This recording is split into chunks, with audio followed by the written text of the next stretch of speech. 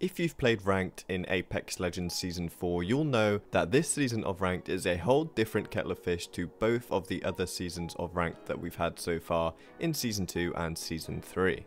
That is mostly down to the fact that now only the top 500 players with the most RP on each platform will make Apex Predator, whilst everyone else at the top tier will in fact make the new tier Apex Master instead. Of course, with Apex Predator now being all that much more desirable, the stakes have been increased tenfold on Season 3, especially now that dashboarding has been removed from the game, so you're only going to be playing against the best of the best players when you play Ranked in the top tiers. Now, as someone who has been able to make Apex Predator within the first 2 weeks of the season being out, I decided I'll give you guys my top 5 tips on how to gain RP in Ranked in Apex Legends Season 4. If you do go on to enjoy the video, make sure you smash like and subscribe to the channel for more regular Apex Legends content and to become part of the 1k sub club. We're so close to 1k subs now, guys. I know you can all make it happen very soon, so thank you for all of the support as always, and without further ado, let's get right into the video. So in my top 5 tips, I'm going to be trying to avoid giving you really obvious tips like needing a squad or not dropping hot in Ranked, as there are of course a lot of similar videos out there and I feel like they repeat the same sort of tips over and over again, so I'm going to try and give you some different tips from a different perspective on what can improve you as a player in Ranked. So with that out of the way, my first tip would be in fact to work on your communication with your squad. Now, this can be taken in many different ways and put into many different circumstances. For me and my squad, the communication starts as soon as we leave the dropship, where we are constantly watching every other team dropping around us and working out who might third party us or who might push us right from the drop. In my experience, we have found it much better if we call out everything we ping, speak about every push before we make it, and discuss what the best option is at the time, and of course voicing any concerns we may have regarding rotations or taking any potential fights. Communication is absolutely key to ensure that no important information is lost in between the lines, which could result in you dying in a potential fight or a third party which one of you may have known about but didn't call out. A constant flow of communication will only improve your chances of winning the game, and personally I find it helps me keep concentrated on the game rather than my mind wandering and thinking about other things. Moving on now to my second tip, which would be to remain organised at all times in every single game you play. This kind of falls in line with the communication tip, but it also goes a little bit further than that. Everyone in my team knows their job, as they will only play one legend in Ranked and that will be their job. For example, in my Ranked team I've been playing Gibraltar despite being a Pathfinder main at heart, so of course this requires a lot of organisation and knowing my role within the team. So it's important for me to remain organised and concentrated and ready to use the dome offensively and defensively, as well as my bombardment and quick healing and quick rezzing. But remaining organised also goes into different areas of the game as well, as this can also mean ensuring that each and every member of your team has enough heals, ammo, and of course the right items for their character. For example, it's better if a Gibraltar or Lifeline has a gold backpack than a Pathfinder, as they can res faster, and just little things like this can make a huge difference in game. So I cannot stress enough that organisation within the team is absolutely vital.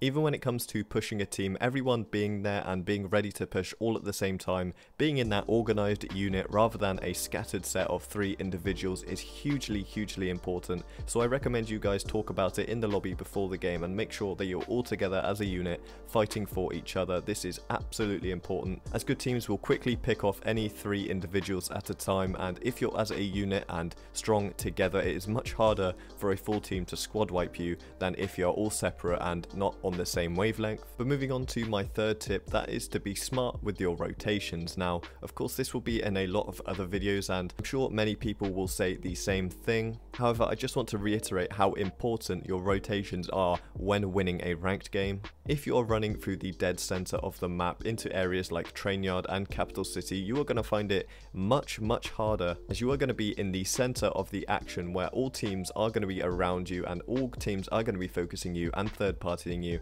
as of course third partying is so prominent in ranked. So it's much better to try and rotate round the edges of the map where you are much safer, as you are likely to have a wall or the side of the map covering at least one of your flanks. However, it is key to remember while you are doing this that other good teams will be doing doing the exact same thing. So you are not going to be avoiding all fighting at the same time as rotating smart. You are not avoiding fights by rotating smart. You are simply minimizing the chances of a third party coming at you, as when you are in the center of the map you are much more open to third parties than when you are rotating smartly around the side of the map. This can be particularly key in the end game, as if you can rotate early onto some high ground or into a building, you are much more likely to survive for much longer, as you are not going to be making that late dash to the ring where all teams are already going to be all set up and ready to fight you. So make sure you are smart and decisive in your rotations, and if you want to claim somewhere, you claim it nice and early so you are the team defending that location rather than the team pushing it late on. Now my fourth tip is in fact to be visibly confident. Now what do I mean by this? Well, what I mean by this is if you're pushing a team or fighting a team, you need to act as if you are confident that you are going to win that fight, even if you're not. Mark my words that good players will absolutely be able to sense any fear within your gameplay. And if you are not aggressive in the push or aggressive in your fights, that is going to make your opposition much more confident in their ability to take you on, especially if one of your teammates is running away to heal or running around the corner leaving you exposed. Confidence is visible in Apex Legends, and if you are not absolutely confident in your pushes and in your gunfights, then other teams are going to sense that and they are going to capitalize and kill you off very quickly.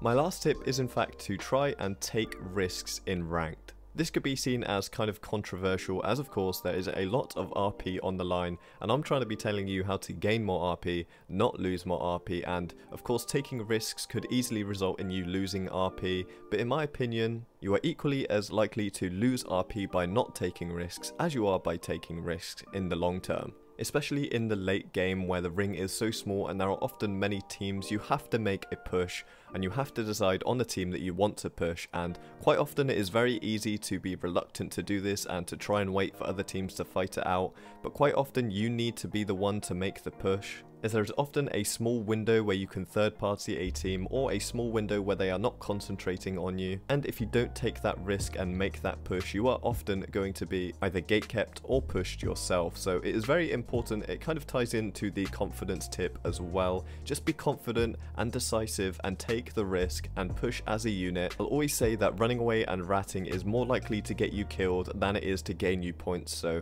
quite often it's more likely that you're going to gain the points or you're going to win a fight if you actually take it on rather than running away, as soon as you run away and turn your back, you're done, you're absolutely gonna die, and even if you do survive and rat it out, you're not gonna win the game where you could have if you took the fight as a team.